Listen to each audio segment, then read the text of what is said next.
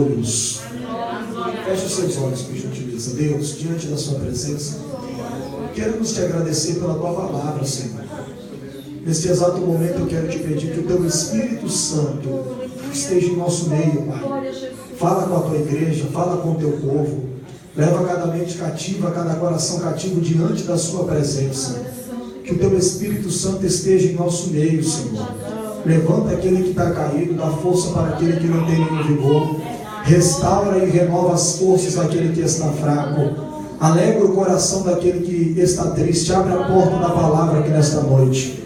Que o Senhor venha nos dar uma boa mensagem, uma boa palavra, Senhor, porque é um culto de avivamento.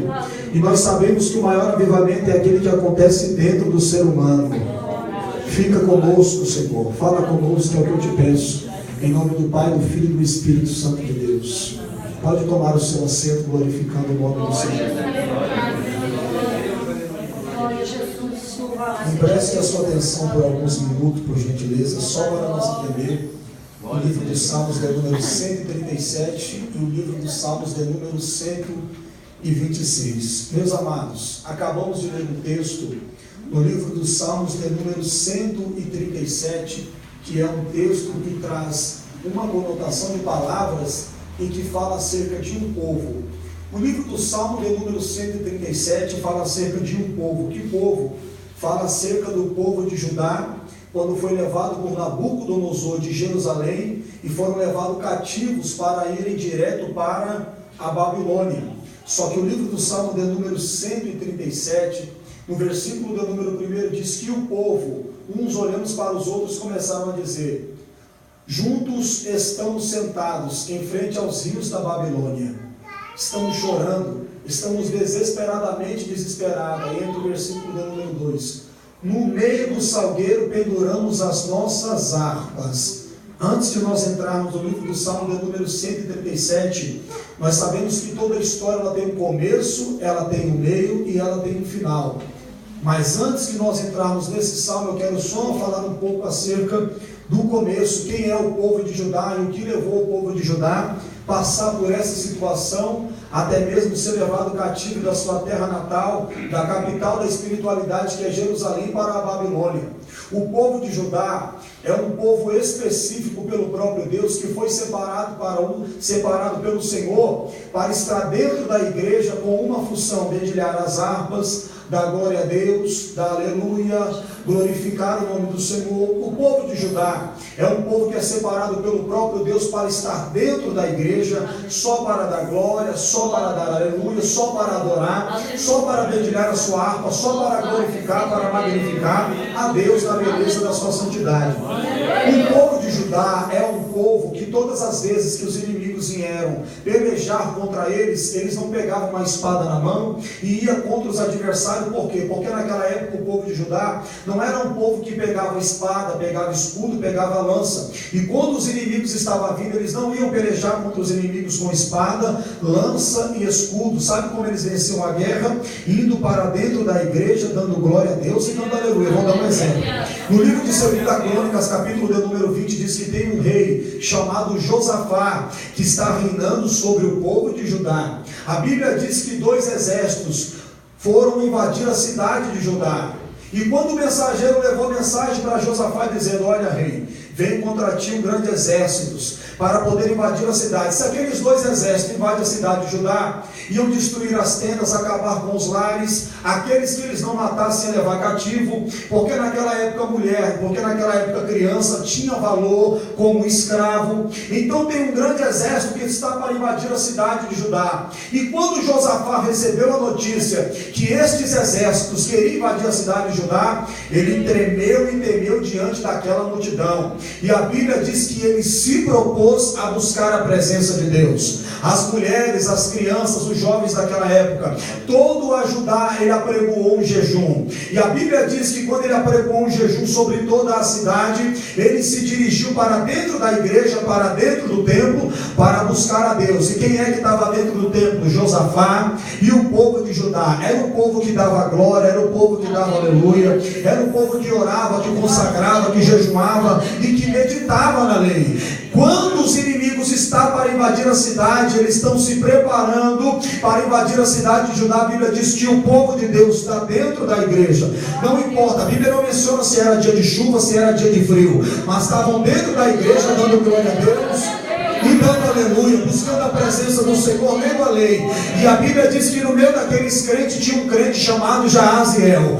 Em todo culto tem que ter um crente chamado Jaaziel. Quem é Jaaziel? Jaaziel é filho de Zacarias. Jaaziel, na sua originalidade, significa observado por Deus. A Bíblia diz que quando Josafá está orando e o povo está dando glória a Deus, dando aleluia, jejuando, consagrando e lendo a lei, o espírito de profecia desceu dentro da igreja e tomou Jaaziel. Por que o espírito de profecia desceu dentro da igreja e tomou Jaaziel? Jaaziel significa observado por Deus. Deus estava observando ele para usar a vida dele. Eu vou abrir um parênteses. Você pode ter saído da sua casa e ter vindo para este culto e até 10:07 o diabo, ele pode ter lutado para você não vir aqui hoje. Sabe por que você veio? Porque Deus quebrou o arco, cortou a lança, queimou os carros dos inimigos do povo. Foi Deus que preparou e que criou essa situação para você estar aqui. Foi Deus que te trouxe, que te tomou pela mão direita.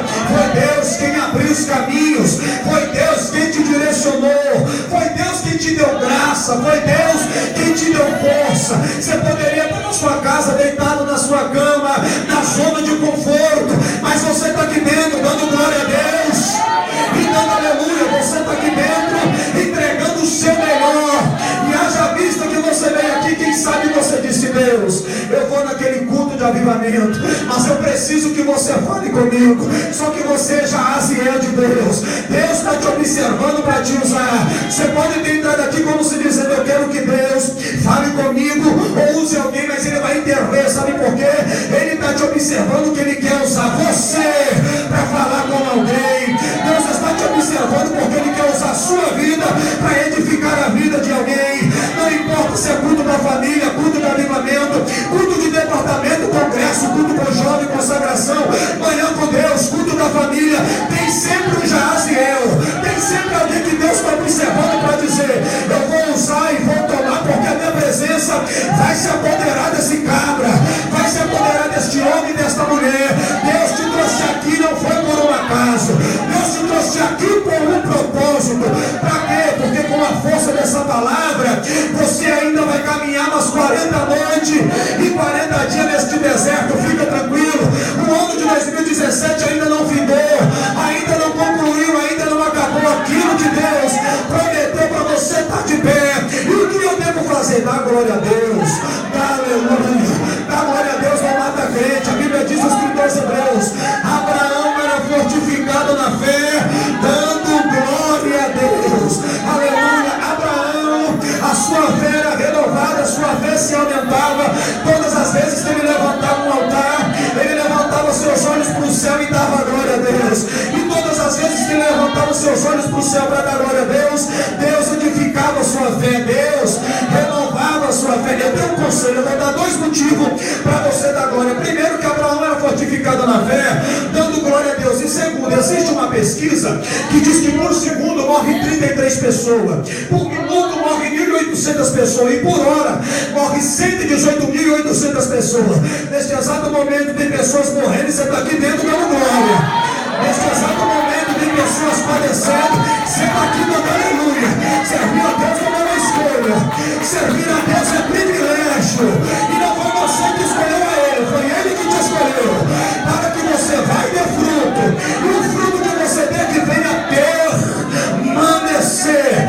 Daqui 1 minuto vai morrer 1.800 pessoas, só que você vai estar aqui dentro dando glória, dando aleluia, aleluia, manda glória essa palavra. Daqui 1 hora vai morrer 118.800 pessoas, mas você vai sair daqui debaixo, guardado pela palma da mão de Deus. Você vai sair daqui guardado, porque aquele que habita no esconderijo do Altíssimo, a sombra do Onipotente descansará. Você vem aqui foi para dar glória. Olha a chuva que você tomou. Se vem de carro, não sei. Se vem a pé, eu não sei. Mas você vem aqui da mesma forma que você vem, você não vai sair. Deus tem uma palavra para tratar com você, para tratar com a sua vida, para tratar com a sua alma, para tratar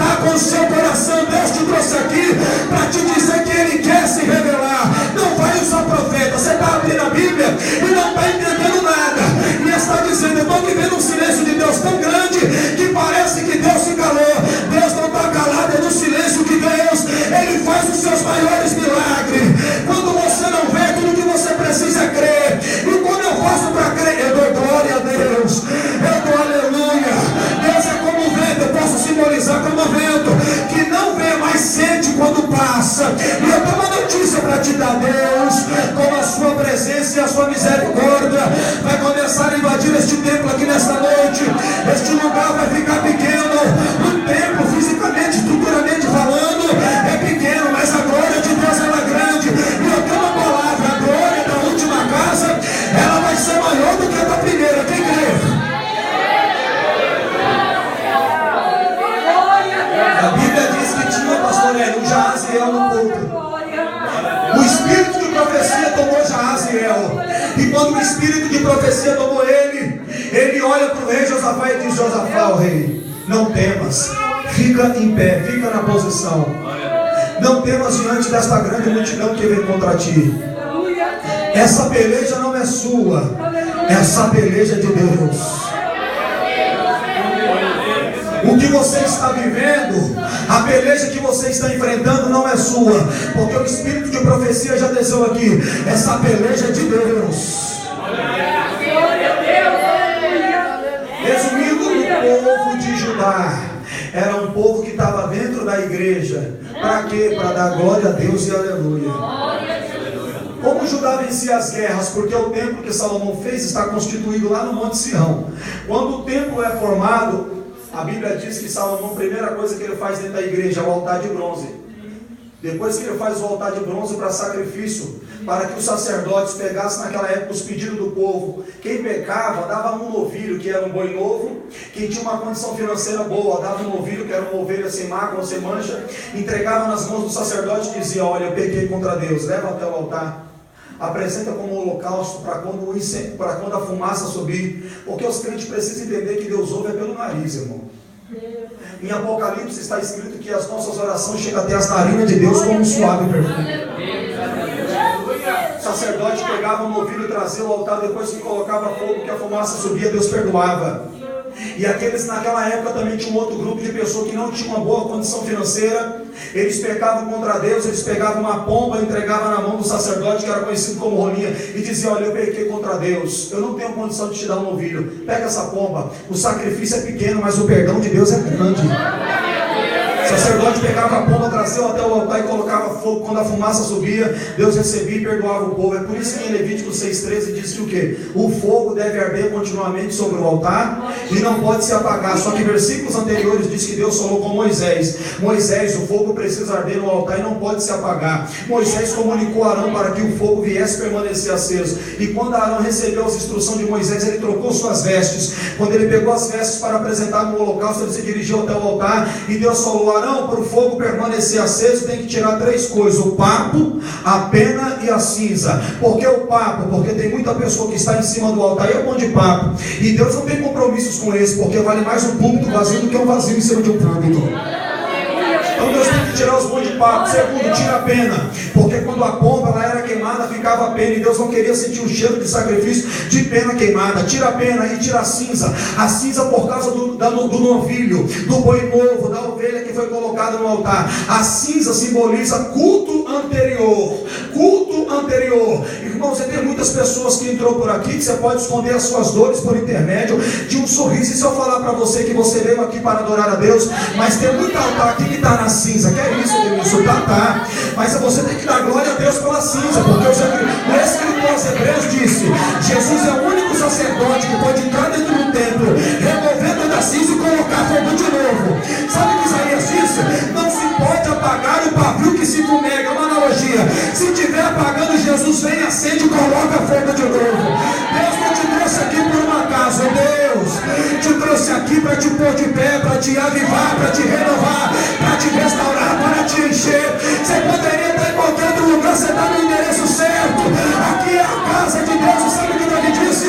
Vale mais estar um dia na presença de Deus do que em outros 1000 lugares à parte. Você está aqui porque Deus permitiu. Quando Salomão fez o templo, a primeira coisa é o altar de bronze. A segunda coisa, ele pegou a arca, coloca no meio do templo. A arca simbolizava a aliança de Deus para com o povo de Israel. A arca simbolizava a presença de Deus. Onde ele pôs, Deus? No meio do templo. Onde ele pôs? Porque tem um altar, pastor, para sacrifício. E tem a arca do Senhor no meio do templo. Isso é muito interessante, Porque a maioria das vezes que Deus vai manifestar o seu poder na Bíblia, Ele tem que sempre se revelar no meio de algo, ou no meio da vida de alguém. Entendeu o exemplo? Você vai ter que dar glória, porque em Êxodo capítulo 3, a Bíblia diz no versículo de número 2 que Deus falou com Moisés por intermédio no meio de uma sarça que estava pegando fogo e não se consumia.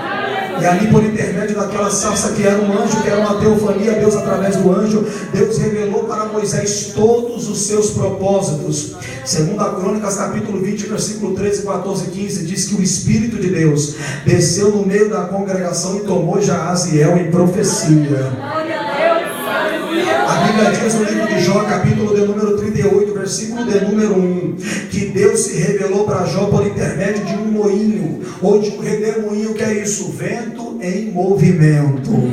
Capítulo 38, versículo 1 de Jó, a Bíblia diz que Deus se revelou para Jó por intermédio do meio de um redemoinho, no meio do vento, no meio do redemoinho do vento em movimento, Deus se revelou para Jó. Sabe o que a Bíblia diz no livro de Daniel, capítulo 3, a partir do versículo 24 e 25? Por 3 homens, Sadraque, Mesaque e Abednego, Ananias, Misael e Azarias, não se prostrar diante da imagem, que era semelhantemente à imagem de Nabucodonosor, por eles não se inclinar. Aqui o povo já está no cativo, que é o povo de Judá. A Bíblia diz que aqueles 3 homens foram levados até a presença do rei, e eles fez a seguinte pergunta, dizendo se era aquilo mesmo que ele havia ouvido. Se eles não se prostraram diante da imagem quando ouviram o som. Naquela época, as trombetas, quando elas eram tocadas, quando se ouvia um som, todo o Judá tinha que se prostrar diante da estátua de Nabucodonosor. Mas 3 homens permaneceram de pé, porque conhecia a sua origem e não havia se esquecido das suas raízes, que era Sadraque, Mesaque e Abednego, Ananias, Misael e Azarias. Capítulo 3 de Daniel, versículo de número 24, diz que quando aqueles homens foram trazidos até a presença de Nabucodonosor, que eles fez a seguinte pergunta, dizendo: eu vou dar mais uma oportunidade. Quando vocês ouviu o som de música, para vocês se prostrar diante dessa imagem, diante dessa estátua. A Bíblia diz que quando aqueles homens estavam ali, que o som foi tocado, eles não se prostraram e disseram: ó rei, se até aqui Deus tem nos livrado, Ele vai nos livrar dentro dessa fornalha. Capítulo 3, versículo 25 de Daniel diz que quando Nabucodonosor lançou Sadraque, Mesaque e Abednego dentro da fornalha, amarrou os pés e as mãos. E a Bíblia diz que quando eles estavam lá dentro com os pés e as mãos amarrados, ele disse para o camarada: aquece 7 vezes mais a fornalha. E o camarada, pastor, ele que aqueceu morreu, porque quem quer matar crente sempre morre primeiro. Sadraque, Mesaque e Abednego, Ananias, Misael e Azarias está dentro da fornalha. Capítulo 3, versículo 25 diz que Nabucodonosor estava com os capitães, os soldados e os homens ao seu redor, olhando para dentro da fornalha, achando que aqueles homens iam começar a pegar fogo e a morrer ali. Só que quando ele deu uma olhada, ele não só olhou, ele parou para observar. A Bíblia diz que ele olhou para os homens e disse assim: ó, não lançamos 3 homens dentro da fornalha? Eles concordaram, dizendo: você lançou 3 homens amarrados, mas eu estou vendo 4. Agora você vai ter que dar glória. O 4 está caminhando com eles no meio do fogo, e eles não estão amarrados. E esse aí é semelhante, é filho de um dos deuses, não é deuses, é Deus, é o próprio Deus do Cordeiro. Estava caminhando com eles no meio da fornalha. Olha para mim, no livro de Lucas, capítulo 2, versículo de número 46, diz que quando José e Maria subiu em Jerusalém, era a festa da Páscoa, para fazer uma compra, esqueceram o menino Jesus, e começaram a perguntar para os parentes, para todos os conhecidos da época. Depois de 3 dias encontraram Jesus, versículo 46, Lucas capítulo 2, encontraram Jesus da onde? Dentro da igreja, dentro do templo, com 12 anos, ensinando no meio. Aleluia! E sabe por que a presença de Deus está aqui? Porque Mateus escreveu no capítulo 18, verso 20: aonde tiver 2, 3 reunido na minha presença, ali meu nome está. Falando do meu nome, ali a minha glória está. Ali a minha graça está. E aqui tem mais de 2. Então é um sinal que Deus está em nosso meio. Você pode ter entrado aqui caído, mas se Deus está aqui, você vai sair daqui de pé. Você pode ter entrado aqui triste, mas se Deus está aqui, você vai sair daqui dando glória, alegre e sorrindo. Você pode ter entrado aqui doente, mas se Deus está aqui, Ele ainda cura. Você pode ter entrado aqui caído, mas se a presença de Deus está aqui, você vai sair daqui de pé, porque Deus, Ele vai te levantar. Você pode ter entrado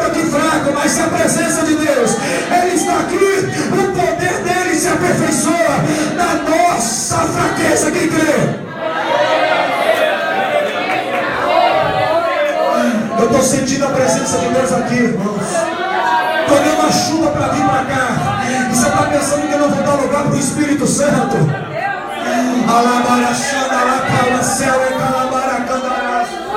Eu estou sentindo a presença de Deus aqui. Eu estou sentindo uma graça de Deus dentro desse ambiente. Deus falou comigo quando eu entrei e me sentei para orar. Eu vou começar a derramar dons dentro desta casa. Eu vou começar a entregar talentos para vidas aqui. Eu vou começar a mudar o quadro clínico espiritual de crente que entrou aqui. Você entrou aqui de uma forma, vai sair daqui de outra. Antes de eu terminar esse sermão, Deus tem algo para falar contigo.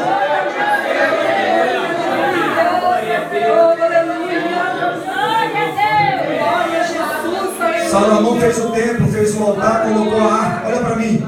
Tinha 5 segredos dentro daquele templo. O primeiro é o altar para sacrifício. Segundo, a presença, que é o essencial. E terceiro, dentro daquele templo ali tinha a oração. Glória a Deus, aleluia.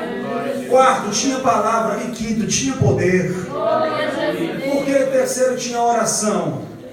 Tinha oração dentro daquele templo? Tinha palavra? Tinha.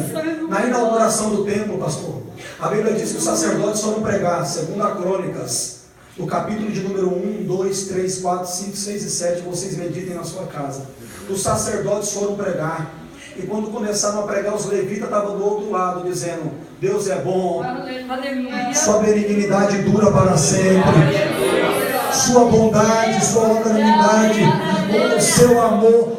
O sacerdote está pregando, os levitas estão dando glória do outro lado. Naquele exato momento, Deus inclina o ouvido e diz: eu vou receber esse louvor, esse glória a Deus, esse aleluia, esse Deus é bom, esse Jesus é bom, eu vou receber. Deus inclina o ouvido e começa a ouvir o sacerdote pregando, os levitas dando glória.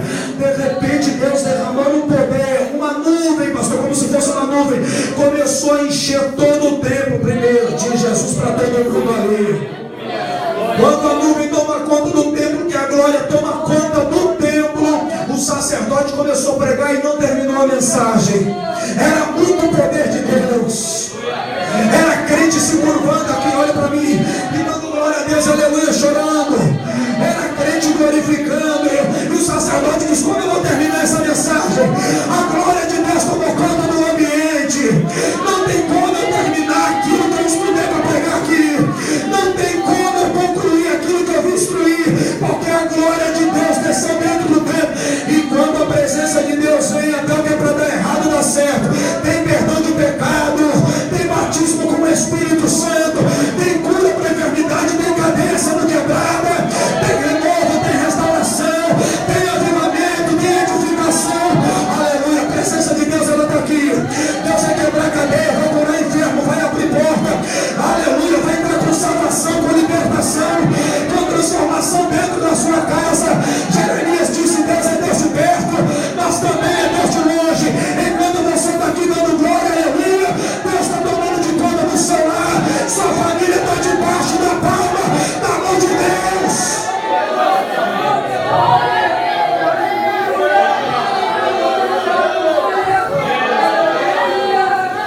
Glória a Deus, aleluia. Pode glorificar esse Deus. Pode, não é pecado da glória. Pode glorificar esse Deus. Glória a Deus. Eu só vou dar glória se eu sentir, não preciso sentir da glória. Fica mais fácil para você sentir.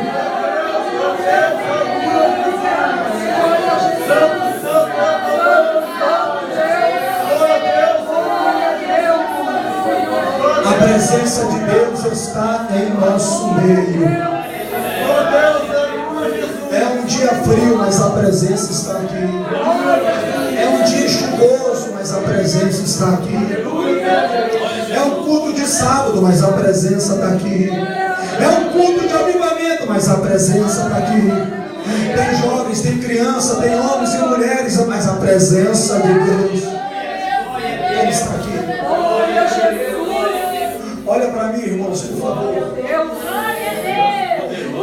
No começo da história de Judá, Judá era um povo que estava dentro da igreja só dando glória a Deus e aleluia, pastor. Porque não sabia manusear uma espada na mão, não sabia usar uma lança no escudo. Sabe como eles venciam as guerras? Dando glória a Deus, aleluia. Que os crentes precisam entender que o diabo só se vence no joelho, dando glória a Deus, aleluia.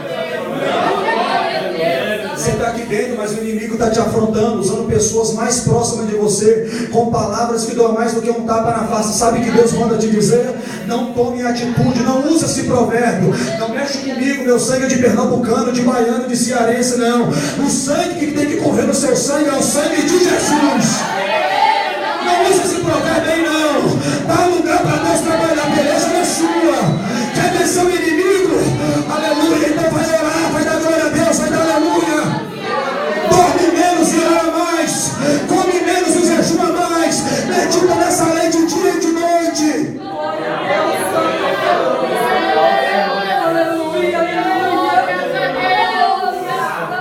Como é que eles venciam as guerras? Inclusive, o nome Judá significa louvor.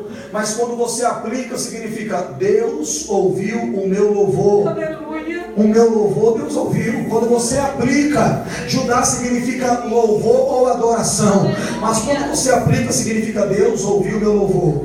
Glória a Deus. E o meu louvor, Deus ele ouviu. Tem crente que está aqui que Deus já inclinou o ouvido. Tem dois fatores. No livro de Isaías, capítulo 59, verso 1. Primeiro, a mão de Deus não está encolhida para que não possa salvar. Segundo, o seu ouvido não está gravado para que não possa ouvir. Sabe qual é a notícia? Que a mão de Deus ela está estendida para nós. E segundo, Deus já inclinou o ouvido para responder a oração de um crente aqui. Deus já inclinou o ouvido para te dizer: nessa noite eu tenho algo para falar com você no particular, não é mentira. Você veio aqui para adorar a Deus de corpo, alma e espírito. Você está no lugar certo. Aqui é lugar de oração, pastor. Aqui é lugar de glória a Deus e de aleluia. Aqui é lugar onde a gente lê a lei e Deus se revela. Aleluia. Estamos no lugar certo. Olha para mim, Judá estava dentro da igreja fazendo o quê? Dando glória a Deus e tocando a harpa. Mas Judá vai nos dar uma lição, irmãos, de vida tão grande. Vai nos dar uma lição de vida? Vai nos dar uma lição de vida. Judá começou bem, mas no meio da trajetória eles começam a caminhar para terminar mal, pastor. O importante não é como você começa, o importante é como você termina. Sabe o que Paulo disse para aqueles crentes, para aquela igreja em Gálatas capítulo 3, verso 3? Insensatos.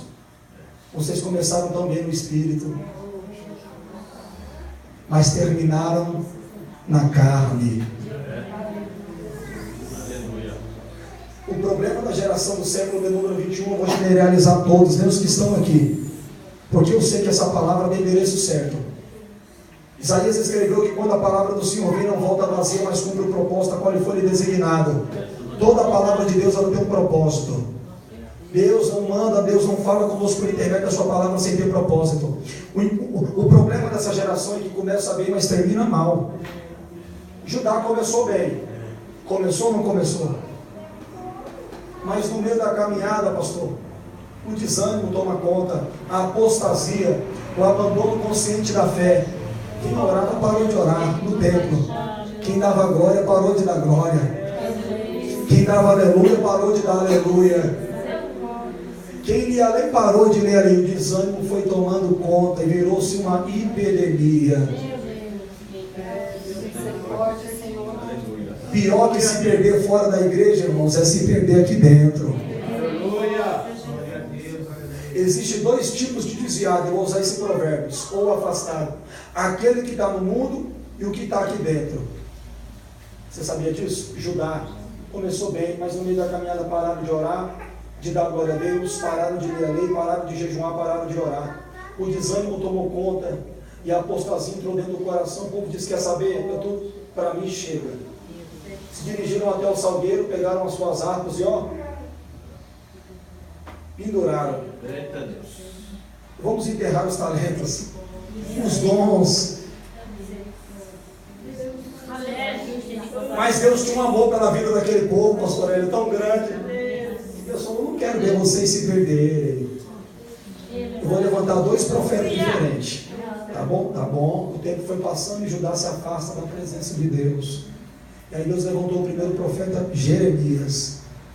Capítulo 1. Onde que Jeremias morava? Em Anatote, filho do sacerdote Uquias. O que significa Jesus voltará? Anatote significa orações respondidas, ou Deus trará a resposta das minhas orações.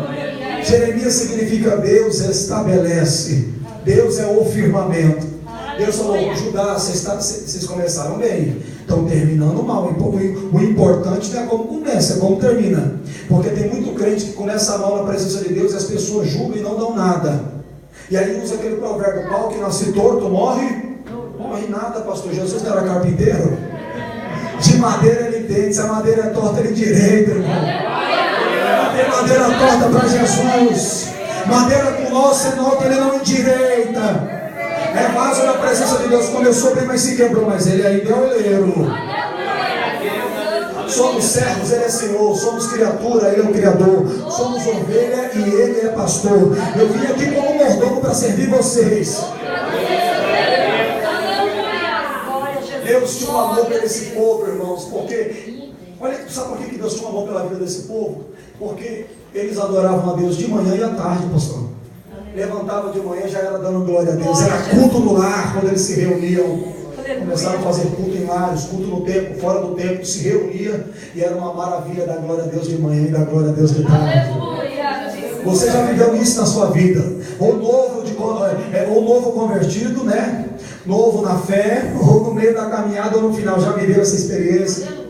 E quando você levantava pela manhã, sua primeira prioridade era a razão de você estar de pé a Deus. Você levantava de manhã, a primeira coisa era joelho no chão, era a boca no pó, dizendo: Deus, eu deitei e dormi. Só acordei porque você me sustentou. E quando era tarde, irmão, você já tinha aquele período para se separar, para falar com ele. A sua intimidade era maior do que é hoje. Mas é o século de número 21, a tecnologia está muito avançada. E muitas das vezes é coisas banais e as coisas mais simples são as que dão mais trabalho e que nos afasta de Deus.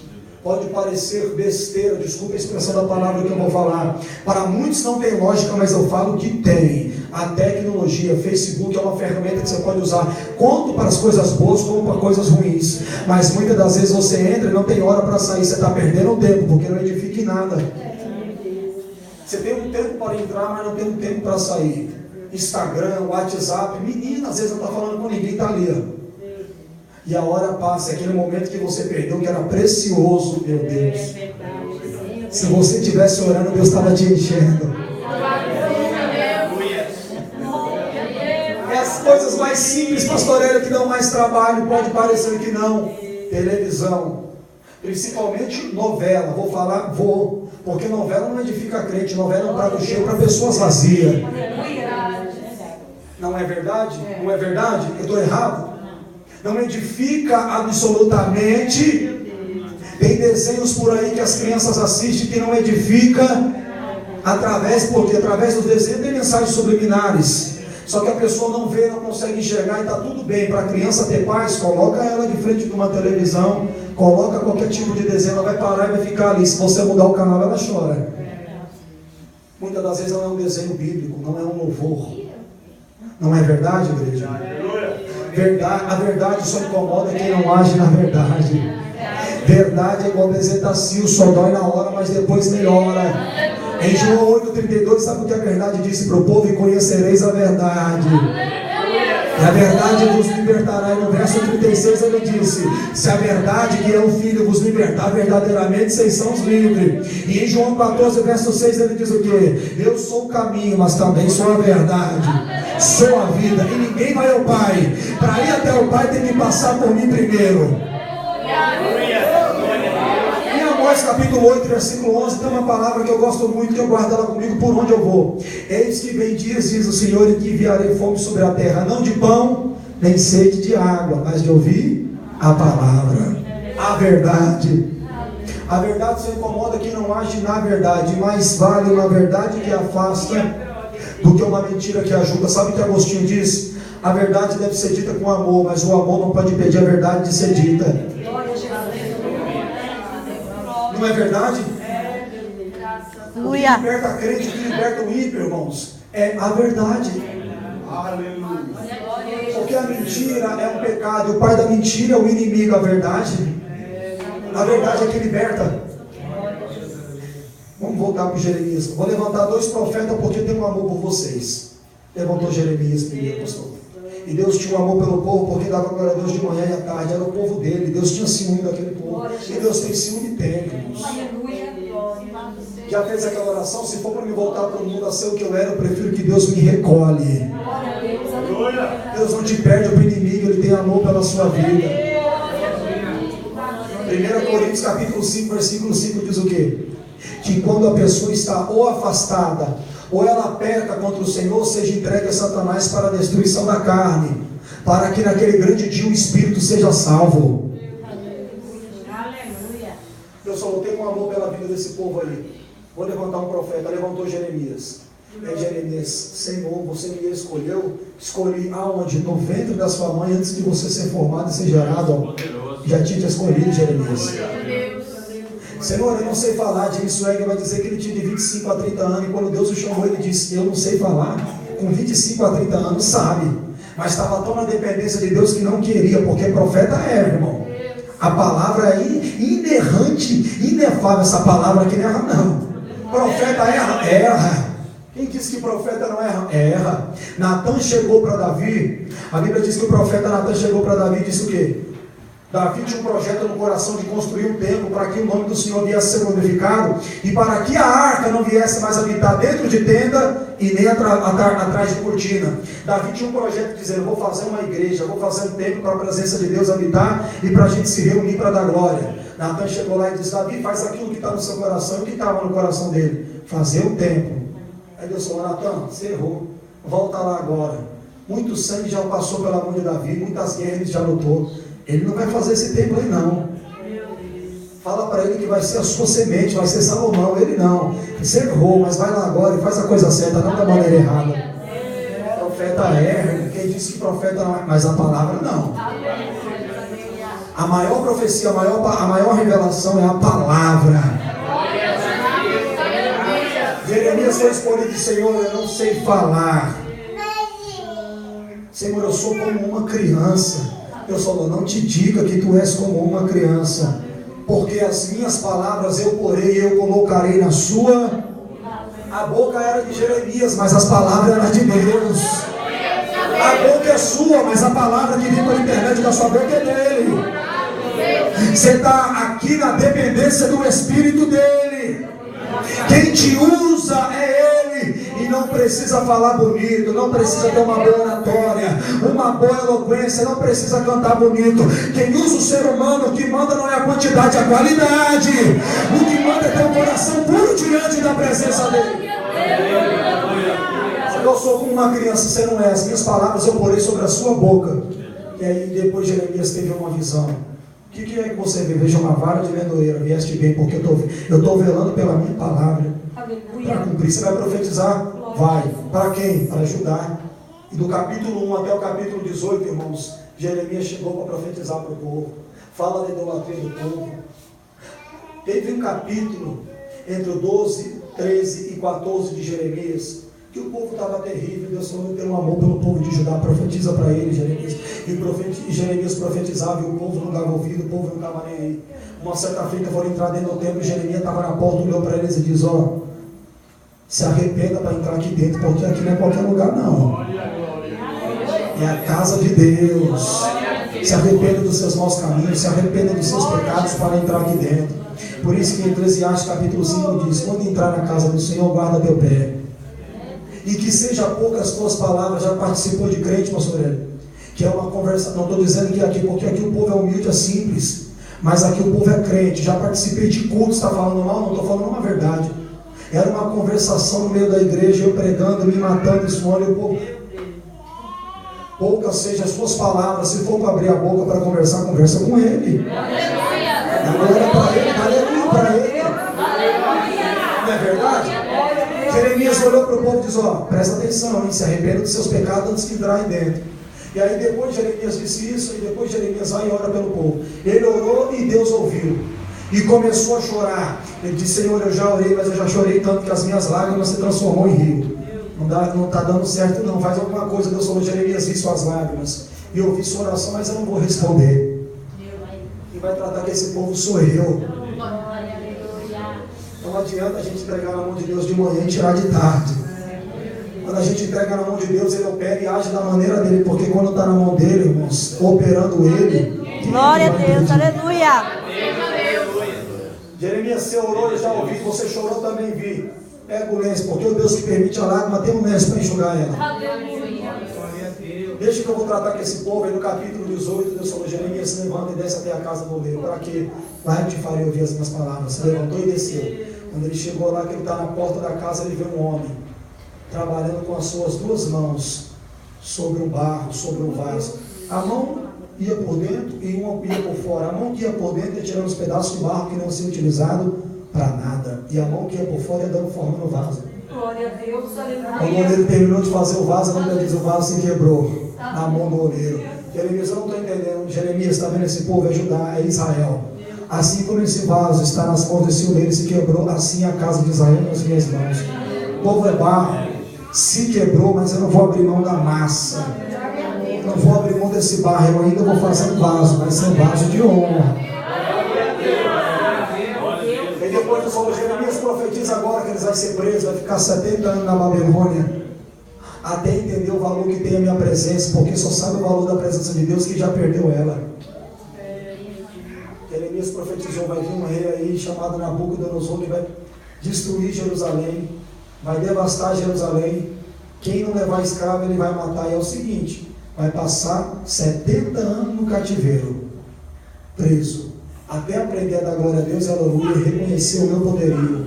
Quando Jeremias profetizou, e Deus falou: pera que eu vou levantar outro profeta também para esse povo. Levantou Abacuque, pastor. Judá perdeu a guerra porque estava fora da direção de Deus. No capítulo 3, versículo 1, Abacuque no original significa abraço, ou aquele que abraça a causa. Deus falou que Abacuque vai lá profetizar para o povo. Ele diz: não, vou orar pelo povo. Capítulo 3, versículo 1. Abacuque é um levita, para quem não sabe. No capítulo 3, versículo 1, ele orou cantando. Não perdeu a sua intimidade, a sua comunhão para com Deus, já que o povo de Judá havia perdido, ele não. Capítulo 3, versículo 1, ele diz o quê? Ouvi, Senhor, a tua palavra e eu temi. Verso 2: aviva, Senhor, a tua obra. Sabe o que ele disse, irmãos? Aviva no meio dos anos. No começo é bom para aceitar Jesus, pastor. Difícil é no meio da trajetória, no meio da caminhada. No começo, irmãos, do ministério de Elias, ele profetizou segundo a palavra dele. Tiago disse que 3 anos e 6 meses não caiu uma gota de água do céu. Depois ele foi sustentado no Querite, no Jordão, em Sarepta. Depois ele orou lá no Monte Carmelo. 950 profetas de Baal padecem, morrem, sucumbe. E ele ora e fogo de Deus cai do céu. Mas no capítulo 19, no meio da caminhada, pastor, no meio do deserto, ele entrou no deserto, passou em Berseba, que fica em Judá, e deixou o moço. Ele pediu a morte. Ele pediu a morte. No começo é bom, mas você tem que se preocupar com o meio, o fim. O importante não é como começa, o importante é como termina. Aviva, o Senhor, a tua obra. Aviva o povo de Judá. Eles precisam voltar a glória, a dar glória a Deus de manhã e de tarde. Eles precisam voltar a dedilhar as harpas. Eles precisam voltar a glorificar seu nome, Deus.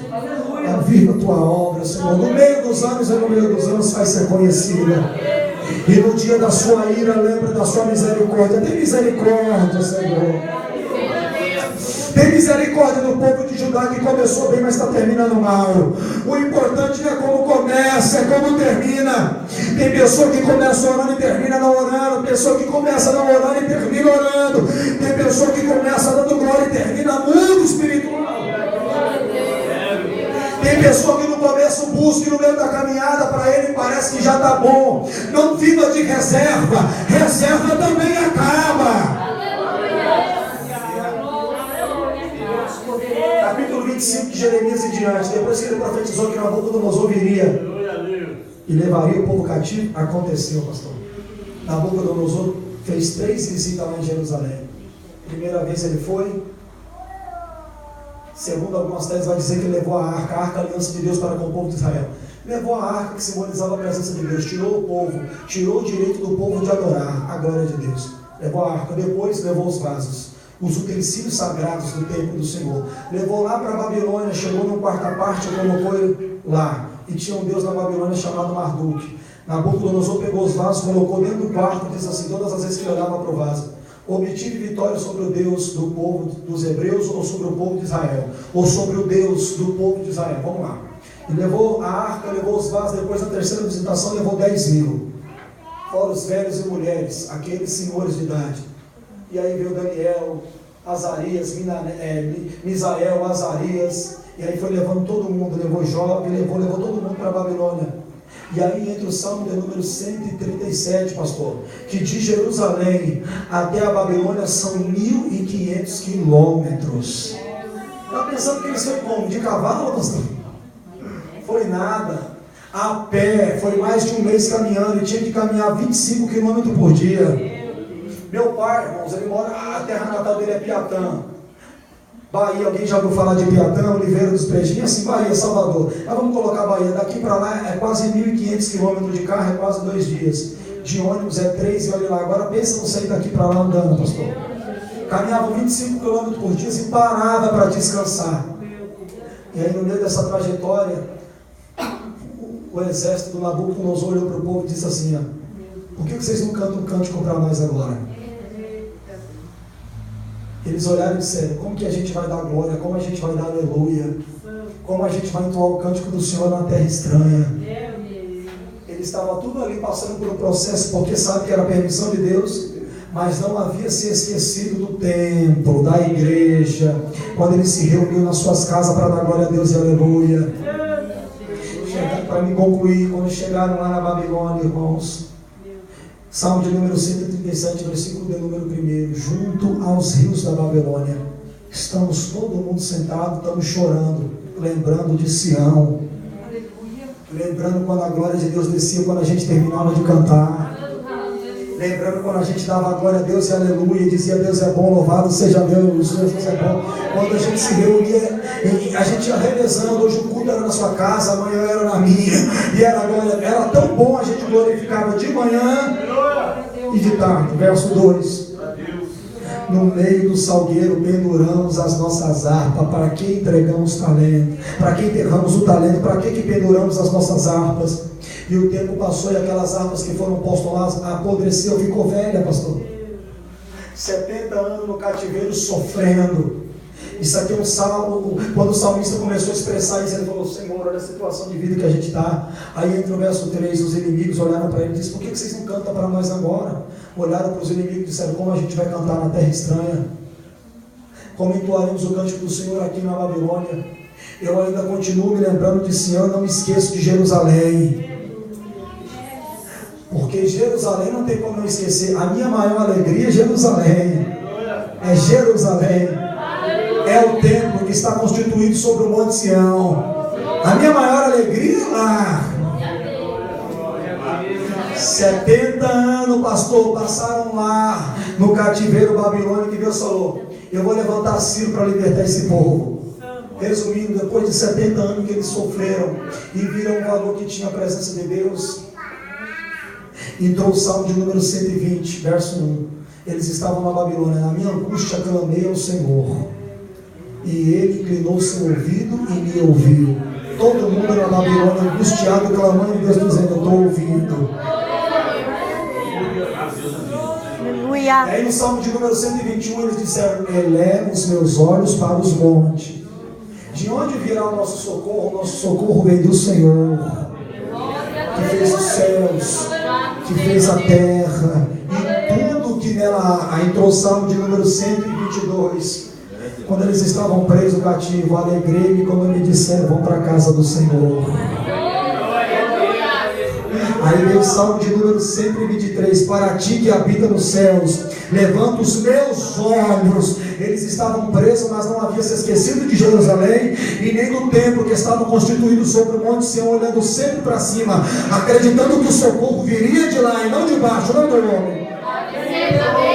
Aí no Salmo de número 124 eles disseram: se não for o Senhor vosso Deus, o vosso adversário, o vosso inimigo nosso, já tínhamos engolido vivo. Verso 2: se não fosse o Senhor vosso Deus, os vossos adversários, na Babilônia, ou quando Senaqueribe tentou invadir Judá, no livro de Isaías 37, os vossos adversários já tinham nos engolido vivo. A introdução de número 125, os que confiam no Senhor, estavam presos, mas estavam confiando, pastor. Isso aqui teve um começo, mas vai ter um meio, vai chegar no final, vai acabar, Deus ainda vai mudar esse quadro.